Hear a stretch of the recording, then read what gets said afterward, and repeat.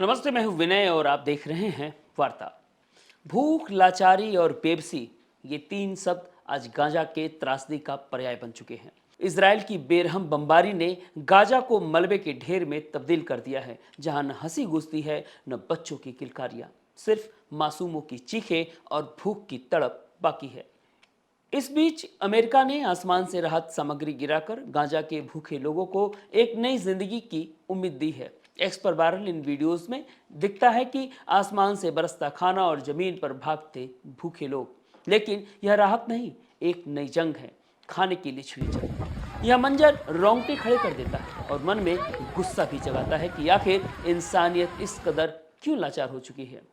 कल्पना कीजिए, एक मासूम बच्चा जिसकी आंखों में भूख की आग है, मलबे में दौड़ता हुआ एक टुकड़ा, और उस टुकड़े को पाने के पीछे उसकी जद्दोजहद।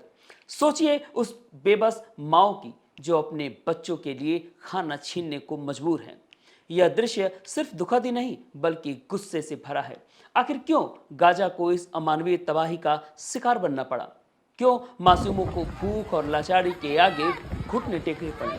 अमेरिका की राहत सामग्री जो आसमान से बरस रही है, गाजा के लिए जीवनदायिनी हो सकती थी, लेकिन यह देखकर दिल टूटता है कि सामग्री भी लोगों के बीच संघर्ष का कारण बन रहा है। क्या यह इंसाफ है? एक्स पर वायरल वीडियोस में दिखता है कि लोग एक दूसरे से खाना छीनने को मजबूर हैं। एक ओर बमों की गड़गड़ाहट तो दूसरी ओर भूख की मार।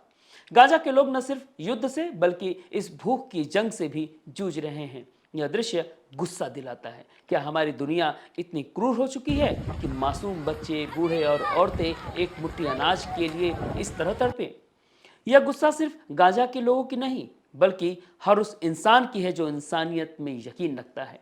राहत सामग्री की यह बौछार भले ही दुनिया की नजरों में नेक कदम हो, लेकिन यह नाकाफी है। गाजा को सिर्फ खाने की नहीं, शांति की, सुरक्षा की और इंसाफ की जरूरत है।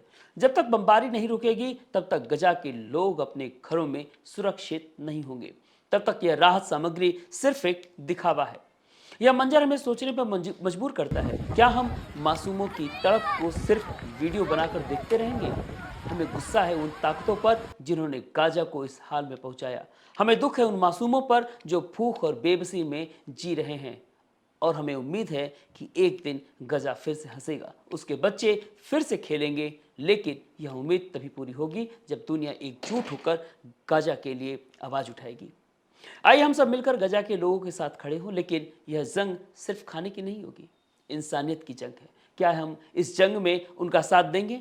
हमारी संवेदनाएं और गुस्सा गजा के उन तमाम लोगों के साथ है जो इस अमानवीय त्रासदी से गुजर रहे हैं। आइए गजा के लिए एकजुट हों ताकि यह भूख, लाचारी और बेबसी का मंजर खत्म हो।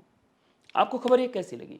कमेंट बॉक्स में लिखना मत भूलिएगा और देखते रहें वार्ता।